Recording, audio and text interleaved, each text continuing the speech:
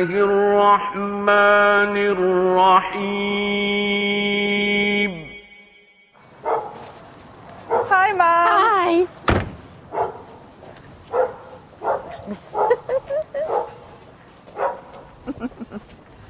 I've got a surprise for you. Lovely to see you. So, did you have a good journey? Yeah, not bad. What's that you've got? Halal meat to avoid any more pork Yvonne, sausage incidents. I don't want your halal meat. Why Thank not?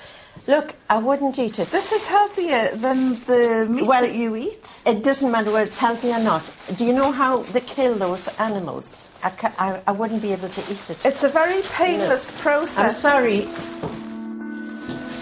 We'll have a cup of tea and then we'll talk about it. I suppose you're still having bacon sandwiches as well. Bacon sandwiches are the tastiest thing on this earth. Mother, you are what you eat, and if you saw what pigs ate, you would never touch another pork chop again. The last thing your dad had before he died was a bacon sandwich. He walked out into the garden and he dropped down dead. Dropped down, yeah. Afghanistan's Taliban regime says it will put the British journalist Yvonne Ridley on trial for entering the country illegally. Worryingly, the Taliban have hinted they might claim she was a spy for Western special forces. Today, Yvonne's mother called on the Prime Minister to do more to help her. How many more highs and lows has my daughter Yvonne to endure through her nightmare ordeal? At the Sunday Express, her employers insist she's a bona fide journalist who only entered Afghanistan to report on the humanitarian situation. Fell off a donkey, captured by the Taliban, gave them an undertaking that I would study the Quran if they released me, and against all the odds, they released me. She's had so many prayers said for her, and I'm sure it's the power of prayer that's brought about this happy ending. Well, I hope it is a happy ending. Right there. Look right in the lens, bro. Big smile, really big. Next one, this way.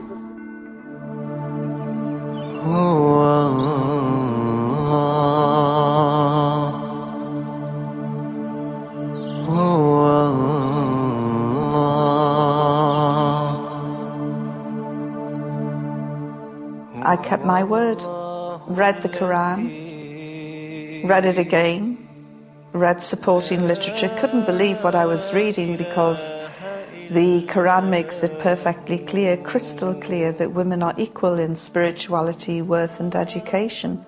And as a feminist, I found this quite breathtaking. Do you know the last time I was in this church? Dad's funeral. Yes, that's right.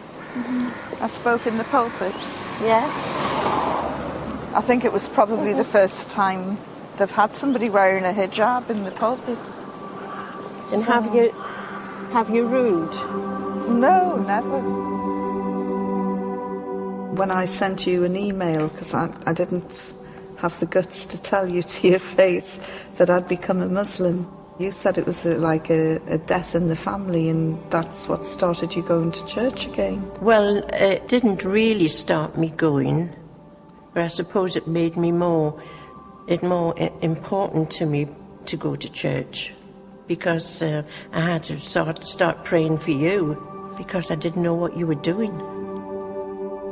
Salatullah, salamullah, ala taha rasulillah. Salatullah, salamullah. She was really very ambitious, always wanted to be a journalist. It wasn't a 9 to 5, Monday to Friday job. It was midnight, Saturday, Sunday, and it didn't matter whether she was on holiday or whatever, wherever she was. If anything cropped up, she would be there, you know, hungry for news. She was very much on the side of the underdog.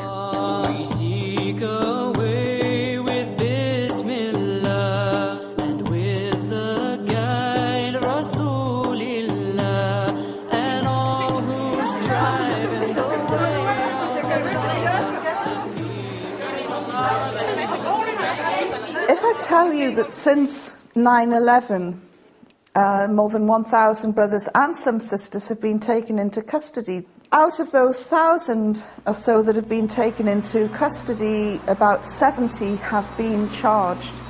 And out of those 70 that have been charged, less than half a dozen have actually been convicted under the new terrorism laws. So tonight it's really vitally important to show solidarity with sisters under great stress, and I really think that this brand of sisterhood makes Western feminism pale into insignificance. I think I have lost her in it one way, because most of her friends are disappointed because she's become a Muslim.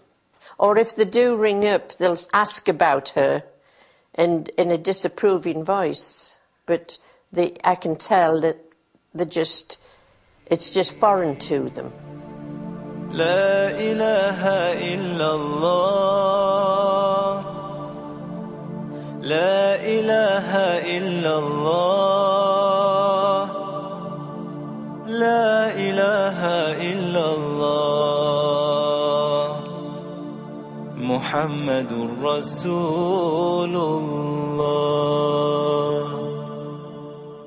Whenever I come back to Tanfield, I think I'm the only hijabi in the village. Yes, and I'm glad you don't go out very much. Oh, Mum, are you ashamed of me?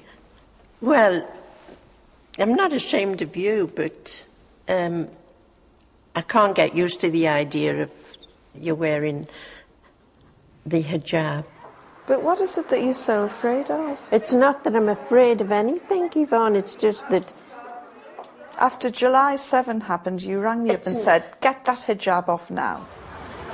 That's why it's hard to see what is culture and what is Islam. And something Once you put on the hijab, that's it. You know, you cannot mistake you for anything else. You are a Muslim. Yeah. So you immediately propel yourself into the front lines, short sword fighting for Islam. Absolutely. There's a bit of a pressure on you, really, because when I cycle to the hospital and back, and if I get really angry with some of the idiot buses, I have caught myself sort of making some rather rude gestures, but because I'm wearing my headscarf, I think, oh no, they're going to think that I'm a Muslim who makes rude gestures. That's it, because everything that you're judged, it's not some mad female cyclist, it's some mad Muslim female cyclist. Yeah, mad bicyclist terrorist. Just because I put on a hijab does not mean I am a second-class citizen, and I refuse to be treated like a second-class citizen. I refuse to dilute my professionalism as a journalist. I refuse to bow down to anyone but God. I refuse to... You would curtsy to the Queen? No, not anymore. Well, you saw that happen when I got that award in the House of Lords. Yes, and that was disgusting. Oh, Mother, this was when I met the Duke of Kent, and he went to shake my hand, and I went like that, and then I said... That was a bit too over the top. How? Well, the man, he put his hand out to shake it, and it was an insult to him for you not to shake. You shook hands with Aziz, you shook hands with Arafat. Tariq Aziz and Yasser Arafat, that was before I was a Muslim. And if you notice, I'm not even wearing a hijab. As a new convert, I just try and keep everything as simple as I possibly can. You know, I'm told that it's not Islamic to shake a man's hand.